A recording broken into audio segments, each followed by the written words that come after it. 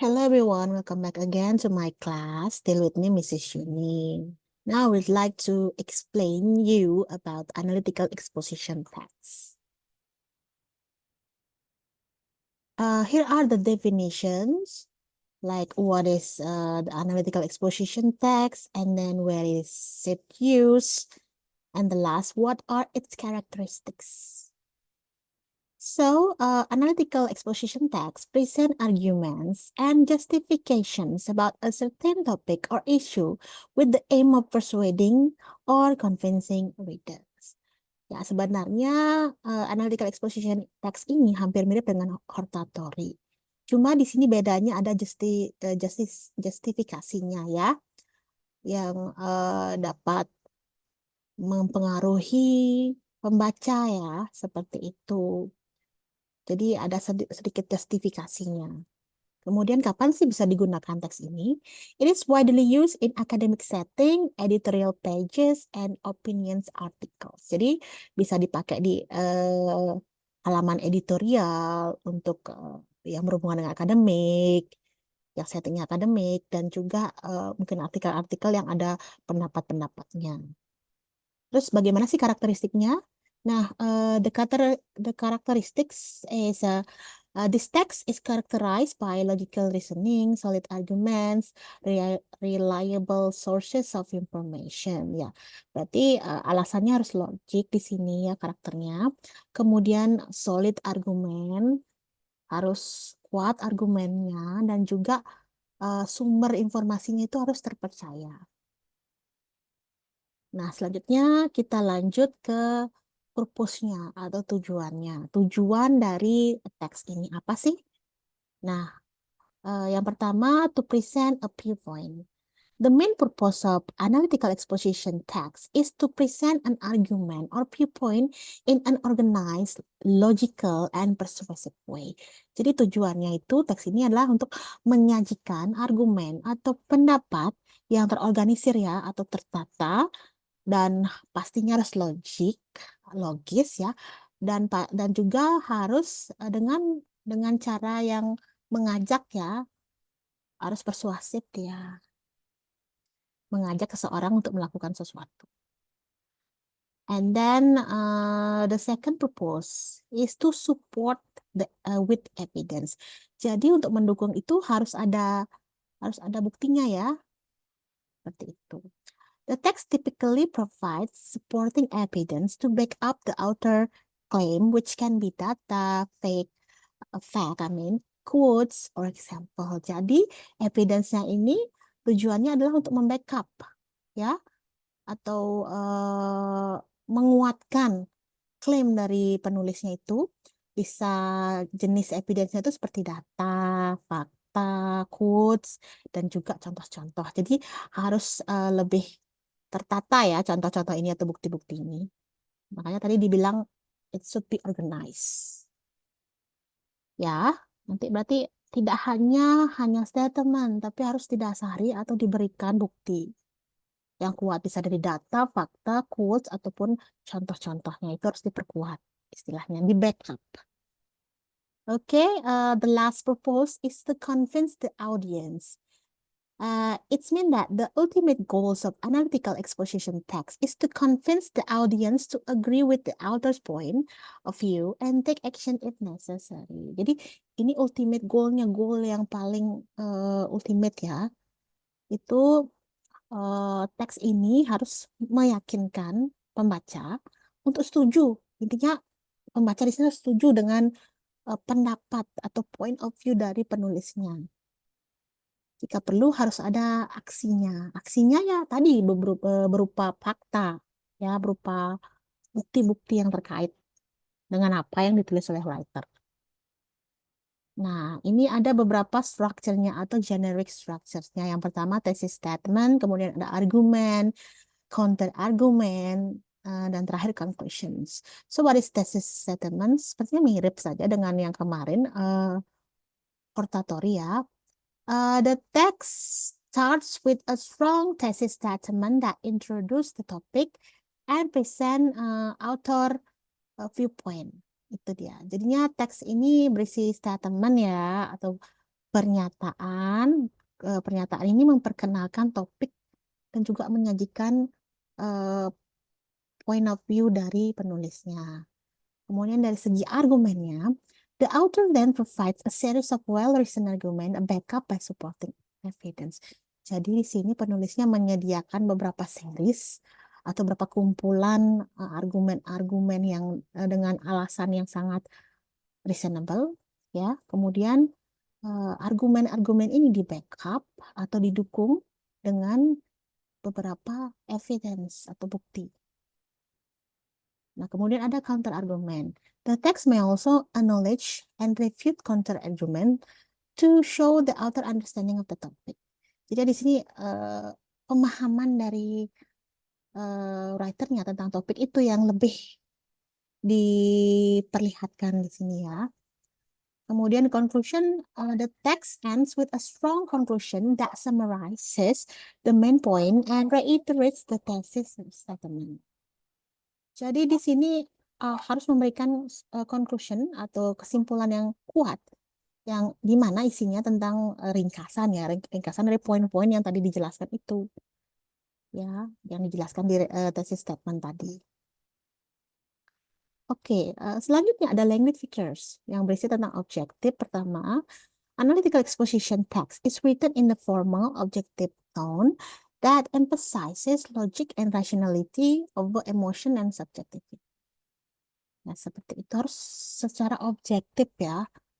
Bahasa yang digunakan di sini pastinya ditulis secara formal, terus lebih mengemphasize atau menekankan yang sesuatu yang logis dan rasional pastinya. Jangan subjektif ya atau memakai emosi seperti itu. Jangan too emotional when you talk about this text. And then anchor words. The text use anchor words such as furthermore, moreover, over to connect ideas and create a cohesive argument. Jadi argumen-argumen kalian itu nanti di depannya berisi furthermore, moreover dan lainnya itu biar lebih smooth ya, lebih terkoneksi dia atau terhubung antara argumen satu dengan argumen berikutnya atau antara paragraf satu dengan paragraf berikutnya. Jangan sampai paragraf-paragraf tersebut tidak nyambung. Makanya uh, anchor word ini digunakan agar paragraf tersebut nyambung dia, ya, seperti itu.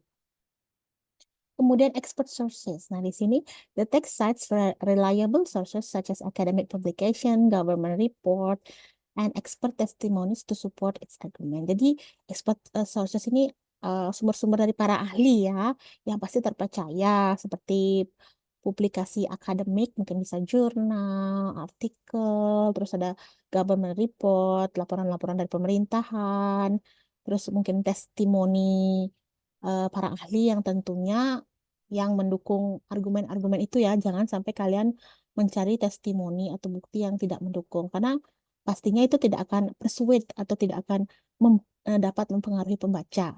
Begitu. And then here are the examples. Saya punya 3. Mungkin nanti kalau kalian lebih tertarik untuk membaca artikel ini bisa cari di internet ya. Nah, saya hanya memberikan poin-poinnya apa saja sih isi dari artikel tersebut. Yang pertama, climate change. Isinya tentang analisis dari the causes, sebabnya apa, impact-nya, solution to climate change from different perspective.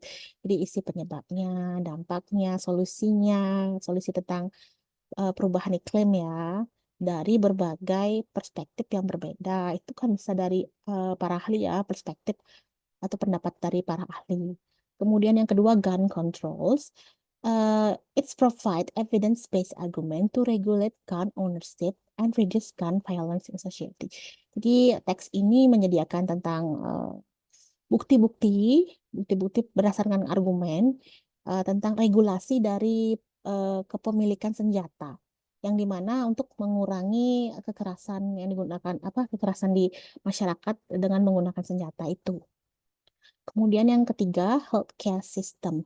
It present a comparison of different healthcare systems and making recommendation for the improvement.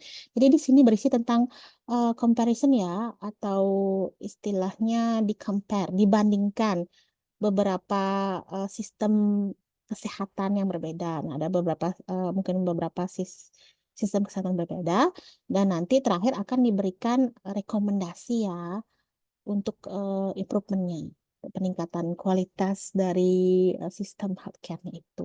Jadi dibedakan dulu, dibandingkan dulu beberapa dua ataupun beberapa sistem kesehatan, kemudian nanti terakhir di conclusion-nya akan diberikan rekomendasinya yang mana. Tentunya rekomendasi ini akan memperkuat ya atau meningkatkan kualitas sistem kesehatan tersebut.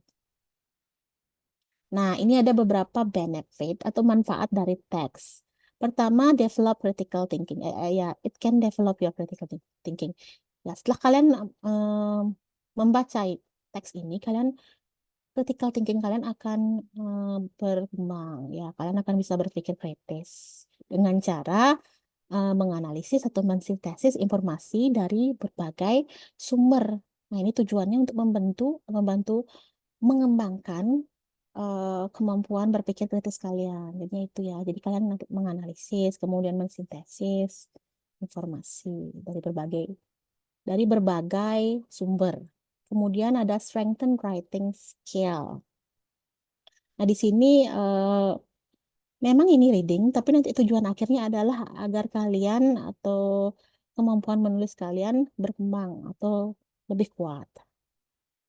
Ya, bisa kalian dengan cara organizing ideas and presenting argument in logical way, strengthen writing skill. Ya, kalian punya kemampuan untuk mengorganisasikan ide kalian dan juga mempresentasikan atau menyajikan argumen-argumen ini dengan cara yang logis. Nah, sehingga ya skill menulis kalian meningkat atau lebih kuat lagi. Kemudian ada broaden knowledge ya. Berarti pengetahuan kalian semakin luas. Ya, karena kenapa? Karena kalian kan mencari researching, kalian mencari sumber-sumbernya. Kemudian dari situ kalian mendapatkan ilmu baru dan juga memahami apa yang kalian cari.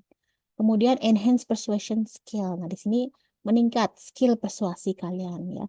Skill untuk mempengaruhi orang kalian meningkat dengan cara presenting strong and convincing argument, enhance persuasion skill. Jadi kalian dengan cara menyajikan argumen-argumen yang kuat dan meyakinkan itu dapat memperkuat skill persuasi kalian atau persuasion skill kalian. Yeah. In conclusion, analytical exposition text is a powerful genre that enables writers to present their arguments in clear, logical, and convincing manner.